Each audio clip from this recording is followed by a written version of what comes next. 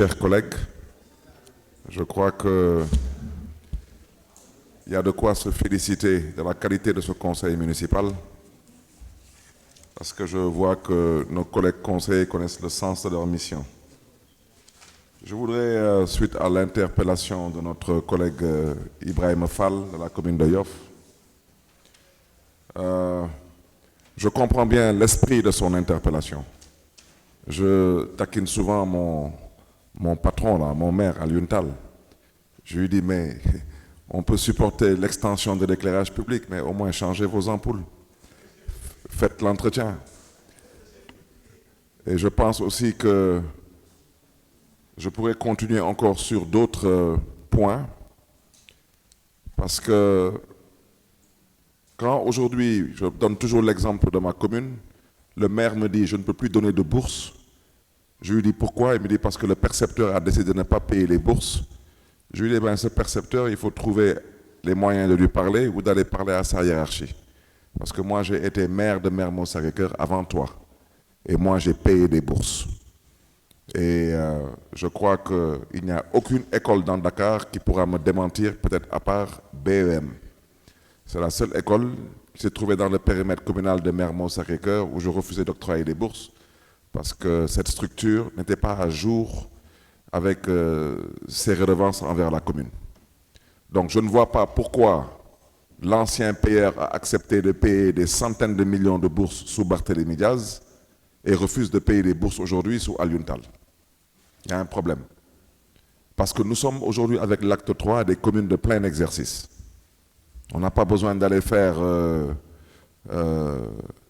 je veux dire, Sciences Po pour comprendre que veut dire de plein exercice.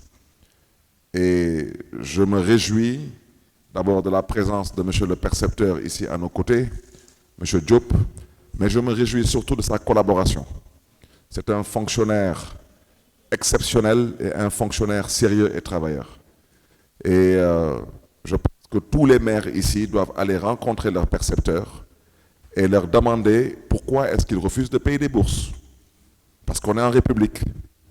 Et aujourd'hui, la ville de Dakar a le même statut que la commune de Mermoz-Sacré-Cœur ou la commune de Yoff ou de Ouakam ou de Grand Yoff. Si le maire de Dakar peut donner des bourses, n'importe quel autre maire peut donner des bourses. Et je confirme que moi, en tant que maire de Mermoz-Sacré-Cœur, Alioune Tall étant mon adjoint, il sait si on donnait des bourses à Mermoz-Sacré-Cœur ou pas.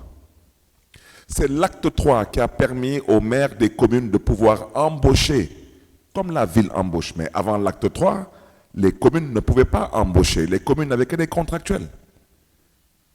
Et suivez mon regard. Ça veut dire qu'il faut que les gens aussi apprennent à porter leur combat. Et c'est là où je rejoins l'esprit de l'interpellation de notre collègue Ibrahim Fall. Quand on parle du budget de la ville de Dakar, on parle d'à peu près un peu plus d'une quarantaine de milliards. Mais bien sûr que vous le mettez dans n'importe quelle commune, vous en faites le Manhattan de Dakar ou le Dubaï de Dakar.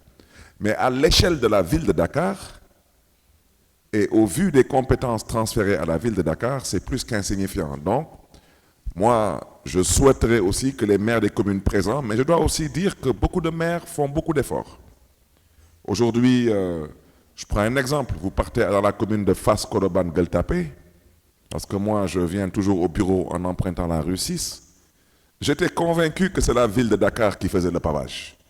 À partir de la fosse jusqu'à l'intersection de la rue 6. Et quand j'ai interpellé le maire Pateba, il m'a dit non, monsieur le maire, c'est le maire Abdoul Aziz qui fait son propre pavage. Et quand j'ai appelé le maire de Fass-Koloban-Gueltapé qui m'a confirmé qu'il faisait son propre pavage, j'ai tombé des nues, parce que le pavage, ce n'est pas donné. Et il n'est pas le seul maire à faire du pavage. Vous partez aujourd'hui au niveau de la commune de Mermoz-Sacré-Cœur. Le maire Alioune Tall a aménagé un terrain synthétique à Amitié 3. La ville n'a pas eu à intervenir. Vous partez aujourd'hui au niveau de Grand Yoff. Le poste de santé à Grand Yoff, on n'a pas eu à intervenir. Il y a d'autres projets sur lesquels on n'a pas eu à intervenir. Et c'est valable pour combien d'autres maires? Donc, les maires font des efforts selon leurs priorités. Mais si un percepteur vous dit que vous n'avez pas le droit de donner des bourses, eh bien, il doit vous dire pourquoi vous avez le droit de donner des secours pour la Tabaski ou pour les fêtes de Pâques. Parce qu'il se contredit. Vous ne pouvez pas donner des secours pour les fêtes religieuses au même titre que la ville de Dakar, et on vous dit qu'au même titre que la ville de Dakar, vous n'avez pas le droit de donner des bourses. C'est pourquoi moi, je disais tantôt, j'ai donné mon point de vue, je ne reviendrai pas dessus. Parce que je parle sous le contrôle du percepteur et du DAF de la ville de Dakar. Ce qui s'est passé avec la CELVA, ce n'est pas de 3 milliards à 55 millions. C'est de 5 milliards à 55 millions et je vous dis que nous ne sommes pas là depuis 2 ans. Mais si vous enlevez 5 milliards d'une ville qui a un budget de moins de 50 milliards, mais vous avez amputé cette ville de 10% de son budget, et pendant ce temps, vous me dites que oui, mais de votre point de vue, on ne doit pas bouger sur les différentes dépenses de la ville de Dakar. Mais je vous rejoins, mais c'est que est-ce que c'est possible? C'est ça la question. La question qui se pose, ce n'est pas de savoir si Barthélémy Diaz, en tant que maire de Dakar, a raison de dire qu'il faut revoir les bourses ou les secours. C'est de dire qu'il y a à peu près 10% du budget de la ville de Dakar qui a été amputé. Est-ce que la ville de Dakar peut continuer à avoir la même politique en termes de politique sociale, en termes de politique d'éducation, en termes de... Voici où se trouve la question. Et tous les maires qui sont assis ici, mais en commençant peut-être par les maires qui défendent cette posture, mais je vous rappelle que l'État vous a donné injonction de payer vos employés. Pourquoi vous ne les avez pas payés? Parce que vous n'en êtes pas capable. Ce n'est pas parce que vous ne voulez pas. C'est parce qu'on vous demande de payer des salaires et on ne vous donne pas les ressources. Moi, vous me demandez de payer des bourses, mais j'aimerais bien payer des bourses. Vous me demandez de donner des secours, mais bien sûr que j'aimerais bien donner des secours, parce que cet argent ne m'appartient pas. Mais je vous demande de vous mettre à ma place. Est-ce que vous pensez que nous en avons les moyens? Voici où se trouve la question. Parce que vous voulez qu'on fasse des routes. Pourquoi? Parce qu'effectivement, la plupart des communes ne sont pas en mesure de faire des routes. Et c'est la vérité. Demande de faire le relamping. Pourquoi les communes ne le font pas? Parce que c'est peut-être la ville qui peut le supporter. On demande de faire le pavoisement pour les fêtes de fin d'année. On le fait, etc., etc., etc. C'est pourquoi je ne parlerai pas de la situation concernant les employés de la ville de Dakar, qui, je le rappelle, j'ai toujours été à leur côté. Mais je rappelle que des employés, c'est d'abord des employés qui doivent penser à protéger leur outil de travail. Si les gens pensent que c'est le maire de Dakar qui est combattu et que ce n'est pas leur problème, alors moi je vais vous dire sérieusement, le problème des autres ne peut aucunement aussi être mon problème. Moi, mon problème, c'est de gérer l'essentiel. Et l'essentiel, c'est des engagements qu'on a pris envers les populations. C'est d'améliorer leur cadre de vie, et vous savez en quoi faisant. Sur le volet social, je reviens, la volonté est intacte, mais je vous ai donné ici des paramètres d'appréciation. Tous les employés, depuis à peu près 2 ans, vos personnels respectifs sont en grève. Pourquoi? Parce qu'ils considèrent que l'État leur a donné raison, mais que vous refusez de leur payer leur salaire. Vous ne pouvez pas leur payer ces salaires parce qu'il n'y a nulle part au monde une augmentation de 100%. Une augmentation, c'est 5%, c'est 10%. Vous gagnez 100 000 francs, vous passez à 110 000 francs. Mais vous gagnez 100 000 francs, vous passez à 200 000 francs. Ça existe où, ça? Donc, c'est la raison pour laquelle, surtout les collègues qui sont membres de ce conseil municipal et qui sont maires, et qui m'invitent à rester sur les principes de notre politique sociale, je vous invite en tant qu'exécutifs locaux à vous mettre à ma place. Ce n'est pas que je ne veux pas, c'est que je ne peux pas. Maintenant, la vie, il faut être optimiste. Ce n'est pas ici le lieu de parler de politique. Mais on espère, de façon ou d'une autre, le Sénégal aura un nouveau président parce que pour la première fois de l'histoire de ce pays, le président a dit qu'il ne va pas briguer un autre mandat. En espérant que le nouveau président sera un adepte de la décentralisation. Parce que parler de décentralisation, c'est une chose. Croire en la décentralisation est une autre chose.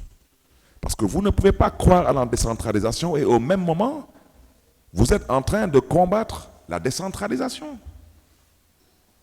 Parce que le budget de l'État, je suis député à l'Assemblée nationale et je parle sous le contrôle de tous les députés qui sont membres de ce conseil municipal, le budget de l'État du Sénégal augmente d'année en année.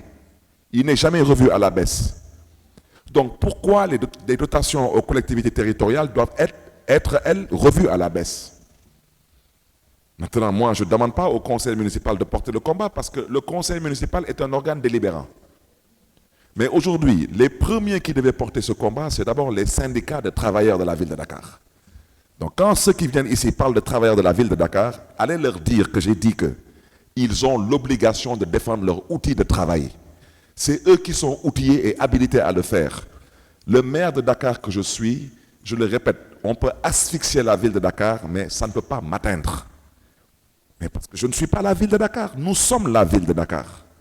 Donc je tenais à dire cela, et en disant qu'il y aura la formation des élus à travers le séminaire, que nous allons tenir les 2, 3 et 4 à Sali, au Palm Beach, et nous invitons tous les conseillers disponibles à venir participer à ces journées d'échange et de formation. Je vais là interpeller directement M. le maire Pathé Ba, que je félicite au passage, parce que étant un homme, je ne sais même pas comment le qualifier, parce que c'est lui le vrai maire de Dakar, hein. Il est là, c'est lui. Mais mon cher Pathé, je pense qu'on a tous entendu notre collègue le maire Aziz Gueye. C'est vrai que lors de la campagne, on a pris des engagements forts et particulièrement dans les communes de Grand Yoff et des Parcelles Assainies. Vous savez, quand je suis rentré à Grand Yoff, ça c'était pendant la campagne, et que j'ai vu le bilan du maire sortant, j'étais convaincu que c'était un bilan fictif. Je ne pouvais pas comprendre comment un maire pouvait faire construire un poste de santé, construire. Et c'est là que je leur ai dit, mais vous n'avez pas un problème de maire. Vous avez un problème de ressources. Parce que votre maire n'a pas détourné des deniers publics. Votre maire n'a jamais été indexé sur une spoliation foncière. Moi, j'ai été maire de Mermoz-Sacré-Cœur avec un budget de 2,5 milliards, une population de 40 000 habitants. Il est maire de Grand Yoff avec un budget de 2,5 milliards et une population de plus d'un demi-million d'habitants. Comment vous voulez que ce monsieur puisse avoir le bilan du maire de Mermoz-Sacré-Cœur? Donc la ville de Dakar est obligée de venir en appoint à une commune parce que la vérité, c'est que les communes de Grand Yoff et des Parcelles Assainies sont des villes dans la ville de Dakar. Ce n'est pas parce qu'aujourd'hui le maire des Parcelles Assainies est dans les liens de la détention, mais nous avons l'obligation, par devoir de solidarité et de responsabilité, à le soutenir. Parce que, avant son arrestation, il avait une vision et une ambition pour sa commune, mais nous savons tous que ces communes n'ont pas les moyens des responsabilités qui sont les leurs. C'est pourquoi nous avons mis l'accent sur cela. Mais ceci étant dit, la ville de Dakar, c'est 19 communes. Et effectivement, à l'heure où on parle, je voudrais seulement rassurer les collègues pour leur dire que nous allons intervenir, si le bon Dieu nous permet de terminer ce mandat, sur les 19 communes. Et c'est là où je vais interpeller le maire Pathé Ba pour lui demander éventuellement de convier tous les 19 maires à une rencontre, qu'ils viennent ou qu'ils se fassent représenter et qu'on leur fasse le point. Parce qu'aujourd'hui, le pavage, ça sera dans les 19 communes. L'éclairage public se fait dans les 19 communes. Les terrains synthétiques se feront dans les 19 communes. Le pavoisement pour les fêtes de fin d'année. Moi, j'ai veillé et j'ai tourné dans Dakar. Ce n'est pas que la place de l'indépendance. On s'organise pour que partout où il y a des places publiques, que les populations puissent sentir les festivités et le pavoisement de la ville de Dakar. Les corbillards, ça sera pour les 19 communes. Les bourses et les prises en charge sanitaires, c'est pour les 19 communes. Et là, je parle de quasiment les 3/4 du budget de la ville. On ne cherche pas à savoir cette commune est dirigée par qui, cette commune, ça ne nous intéresse pas. Nous, ce qui nous intéresse aujourd'hui, c'est que si les maires nous demandent de faire des routes, qu'on fasse ces routes. Si les maires nous demandent de mettre le relamping dans telle zone, qu'on le fasse. Si les maires identifient des terrains synthétiques, que ces terrains synthétiques soient pris en compte. Mais ceci étant dit, je reconnais effectivement qu'envers certaines communes, comme par exemple, je reconnais humblement qu'envers la commune de Ouakam, effectivement, on n'est pas vraiment bien impliqué. Mais ça sera à rectifier. Mais sur les terrains synthétiques, vous me permettrez de faire une précision. Je ne pense pas que le maire de Cambérène, notre ami, soit dans la salle, je ne l'aperçois pas. Mais je devais faire une pause de première pierre la semaine dernière. Les jeunes ont menacé qu'on ne rentre pas dans la commune de Cambérène. Bon, vous savez, ces histoires de jeunes-là, vous ne pouvez jamais gagner la bagarre. Et nous, on n'a pas été élus pour se bagarrer avec eux. Il s'agit de quoi? Il s'agit d'un terrain qui a été identifié par le maire de Cambérène. Mais il s'agit d'un projet qui est financé par la ville de Dakar. Ce projet n'est pas supposé être à utilité de rentabilité. Et ça, j'aimerais le dire ici. Je prends le maire de Mermoz-Sacré-Cœur à témoin. Moi, j'ai aménagé un terrain synthétique dans la commune, dans le quartier de Baobab qui m'a vu naître et grandir. J'ai mis en place un comité de gestion dans lequel le maire est représenté qu'à titre d'observateur. Ce terrain ne peut pas être un terrain payant pour les jeunes du quartier et de la commune. Ce n'est pas possible. La ville de Dakar est une institution d'utilité publique. Nous ne sommes pas là pour gagner de l'argent. Il n'y a aucune mairie qui est supposée être là pour gagner de l'argent. Maintenant, les mairies ont le droit de prendre des recettes sur la base des compétences transférées. Mais si les gens sont d'accord que pour l'entretien d'un stade municipal, effectivement, il y a des frais. Mais ça se discute. Mais je suis au regret de dire que si le maire de Cambérène appelle la police, mais les gosses se braquent. Et ça, vous ne pouvez pas gagner ce match, ce n'est pas possible. Parce que si c'est pour venir installer un terrain synthétique avec des grenades lacrymogènes, moi je ne suis pas partant. Ça, je ne le ferai pas. Donc, j'aurais aimé que tous les maires des communes comprennent que les terrains que nous allons aménager, je veux faire la précision, un terrain synthétique n'est pas un stade municipal. Un stade, c'est différent. Il y a un guichet, voilà. Mais un terrain de quartier qu'on aménage, pourquoi vous voulez faire payer aux jeunes le terrain? Aujourd'hui, à Baobab, ils ont même changé leur terrain synthétique sans avoir à faire appel à la mairie de Mermoz-Sacré-Cœur. Moi, quand je quittais la tête de la mairie de Mermoz-Sacré-Cœur, ils avaient 18 millions en caisse. Mais l'esprit, c'était qu'en fait, ils devaient organiser les jeunes en GIE pour acheter des tchak-tchak, acheter des machines à coudre, des congélateurs pour les femmes. Bon, apparemment, ils ne l'ont pas fait, mais ça, c'est eux dans eux. Ils n'ont qu'à se débrouiller. Ils sont dans le même quartier, ils vont se comprendre. Mais l'esprit, c'est de prendre un projet aménagé, livré clé en main et mis à la disposition de populations, particulièrement de jeunes. Donc, là, je suis obligé d'aller rencontrer les autorités religieuses à Cambérène, aller rencontrer les jeunes et leur expliquer que la ville de Dakar est à leur côté parce que nous n'investissons pas sur les terrains synthétiques pour demander à ces jeunes de payer. Il n'en est pas question. Et je remercie au passage mon conseiller qui est membre du cabinet, notre ami Libas Sek, qui s'est lui-même investi pour aller parler aux jeunes.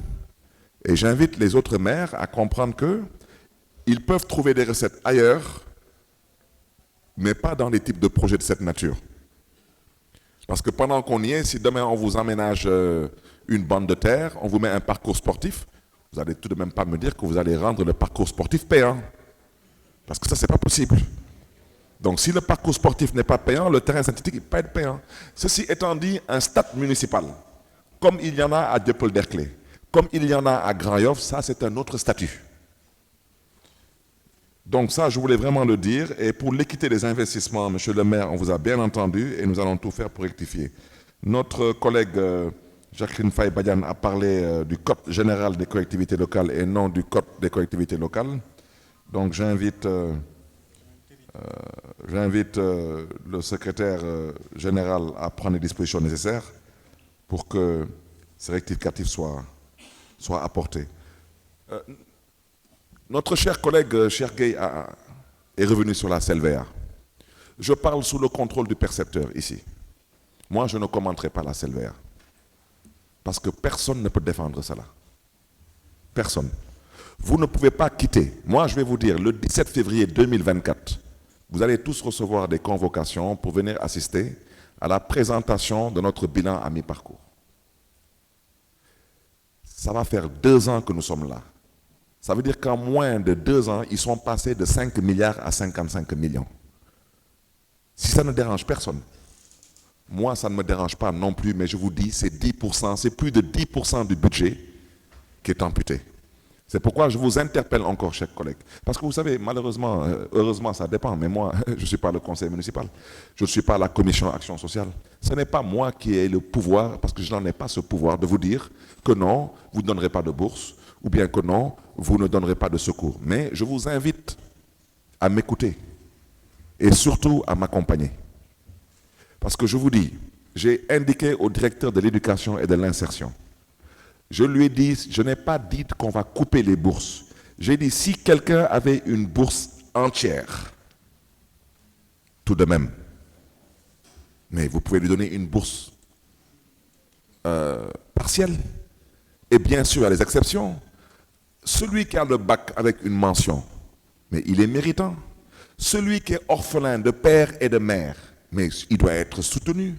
Celui qui est enfant de parents retraités, père retraité, mère retraitée. Mais c'est là où je vous interpelle. Et malheureusement, on n'a pas la possibilité de filtrer pour être sûr que les bénéficiaires sont tous des ayants droit habitant Dakar. Mais si on n'a pas cette possibilité, mais essayons au moins de faire un effort en vérifiant en amont, est-ce que ces personnes méritent une bourse pleine? C'est tout ce que j'ai dit, et faisons des efforts. Et le DAF de la ville vient de me dire que les bourses ont été augmentées à 2,5 milliards. Et que donc, s'il y a une possibilité de passer à 3 milliards, nous passons à 3 milliards. Mais moi, je vais vous dire, s'il n'y a pas de réajustement sur la CELVEA, je ne vois pas comment on peut passer à 3 milliards. C'est ça la vérité. Et ce combat de la CELVEA, vous, du conseil municipal, vous n'avez pas les moyens de porter ce combat. Mais le personnel de la ville de Dakar a les moyens de porter le combat. Et la preuve, vous avez vu les dégâts qui ont été causés par leur grève et qui m'a obligé à avoir une certaine posture. Et je n'ai pas eu cette posture de gaieté de cœur, j'ai eu cette posture par responsabilité. Je ne peux pas être le maire de Dakar et savoir que cette grève est en train d'impacter les populations dakaroises et que je laisse faire. Et si les gens ont repris le travail aujourd'hui, mais c'est parce qu'ils ont tout de même compris qu'ils sont certes dans leurs droits, mais ce que j'ai dit, je me trouve aussi dans mon droit. Nous n'avons menacé personne, nous avons invité les uns et les autres à la responsabilité. Je terminerai, ça c'est une communication. Le président de la République a organisé un conseil présidentiel avec tous les acteurs qui sont aujourd'hui interpellés dans le cadre de l'organisation des Jeux Olympiques de la jeunesse, Dakar 2026, sauf la ville de Dakar. J'ai demandé à ce qu'un communiqué de presse soit sorti à cet effet. Il y a des choses que nous n'accepterons pas. Ces pratiques d'un autre âge là, de penser qu'on traite les gens selon le client qu'on a en face de nous, on ne l'acceptera pas. Et je vous dis, si je dois me déplacer jusqu'en Suisse, à Lausanne, pour interpeller le CEO, je le ferai. Il n'y aura pas de Jeux Olympiques à Dakar. J'aimerais que ce que je dise là, ça soit bien entendu. Il n'y aura pas de Jeux Olympiques de la jeunesse à Dakar si la ville de Dakar n'est pas à sa place. Il faut qu'on arrête. Ça suffit. Il y a des choses qu'on n'acceptera pas. Vous vous imaginez qu'on organise des Jeux Olympiques à Paris sans la ville de Paris, ça? C'est possible. C'est quoi ces histoires-là? Nous n'organisons même pas de réunion concernant l'organisation des Jeux Olympiques ici à l'hôtel de ville. Nous acceptons de nous déplacer au niveau du CONOS. Je le dis, et le besoin, les personnes qui ont en charge l'organisation de ces Jeux seront saisies. Si une autre réunion se tient sans la ville de Dakar, il n'y aura pas de Jeux Olympiques à Dakar. Et je m'arrête là. Parce que nous, combattre les gens, jusqu'à combattre les gens sur des choses qui n'existent que dans leur tête, mais c'est quoi cette histoire? Vous pensez que vous pouvez faire venir les gens ici sans la ville de Dakar? Qui va les accueillir? Alors, si les gens veulent aussi, on peut refaire un forum mondial de l'OBIS. C'est à eux de voir. Mais on n'acceptera pas cela. Je voulais terminer par cela parce que, comme j'ai déjà dit, un coup c'est la CELVEA, un autre coup c'est un autre coup, un autre coup c'est un autre coup, mais là, ce coup-là, ça ne passera pas. Parce que ce n'est pas l'État du Sénégal qui organise ces Jeux. Ces Jeux, une fois de plus, que ce soit l'État du Sénégal, que ce soit le CNOS, ils savent très bien les critères qui doivent être remplis pour que Dakar puisse accueillir les Jeux Olympiques. C'est ce que je voulais dire, j'ai été un peu long, mais chers collègues, je pense que 2024 sera aussi une belle année. Il faut seulement qu'on reste concentré sur l'essentiel. Et nos encouragements. Nous sommes vraiment très fiers et ravis de la transformation de notre capitale et je pense que nous n'avons rien à envier aux autres villes. Soyez-en remerciés. Voilà. Alors, je vais passer aux différentes délibérations. Le Conseil municipal, en sa séance du 27 décembre 2023, délibère et actualiser et adopter le plan triennal d'investissement PTI 2024, 2025 et 2026 et le plan annuel d'investissement pour l'année 2024.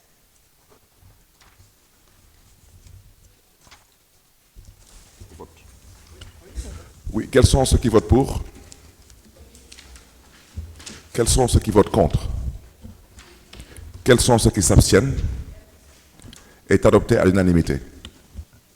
Le Conseil municipal, en sa séance du 27 décembre 2023, délibère et actualiser et adopter le plan annuel de renforcement des capacités par cas pour l'année 2024. Quels sont ceux qui votent pour? Quels sont ceux qui votent contre? Quels sont ceux qui s'abstiennent? Est adopté à l'unanimité.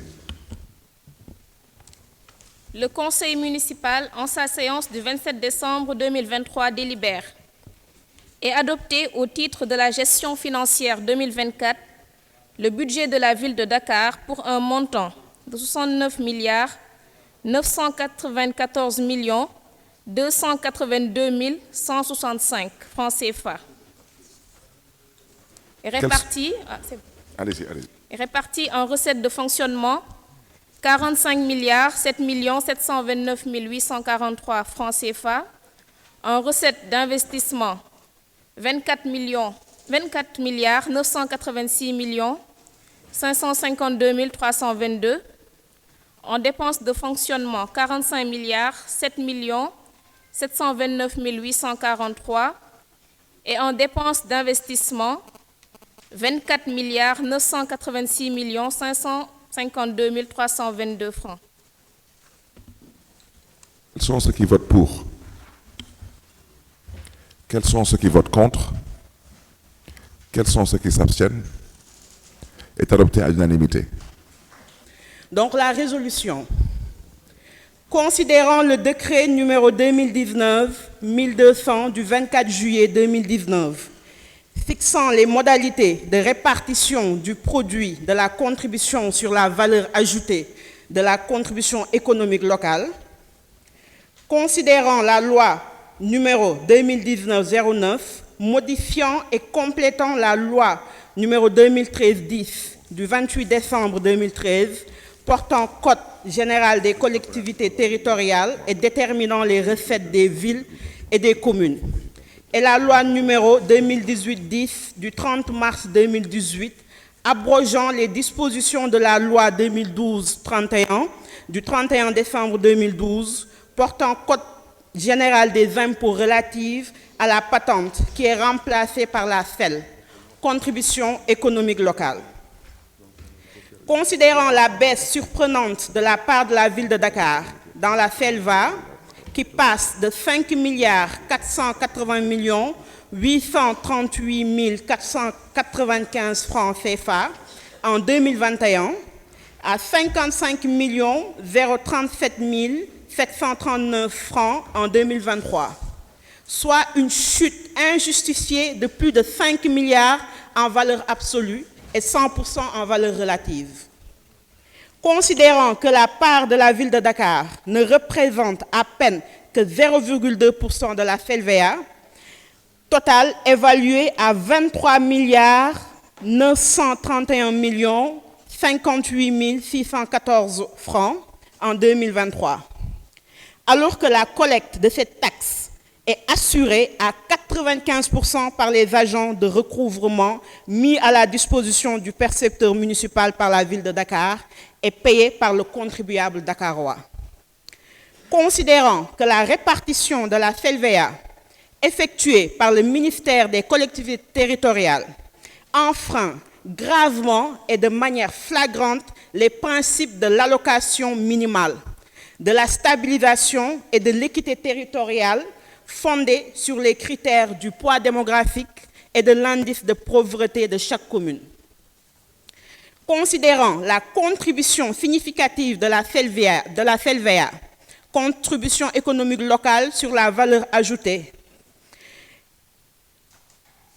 et de la FELVEL, contribution économique locale sur la valeur locative au budget de la ville de Dakar, le Conseil municipal de Dakar, réuni en session ordinaire le mercredi 27 décembre 2023, manifeste sa vive indignation devant la répartition inique de la FELVEA par le ministère des collectivités territoriales, privant de façon injuste et arbitraire la ville de Dakar d'une partie importante de ses ressources destinées à répondre aux besoins des Dakarois et Dakaroises.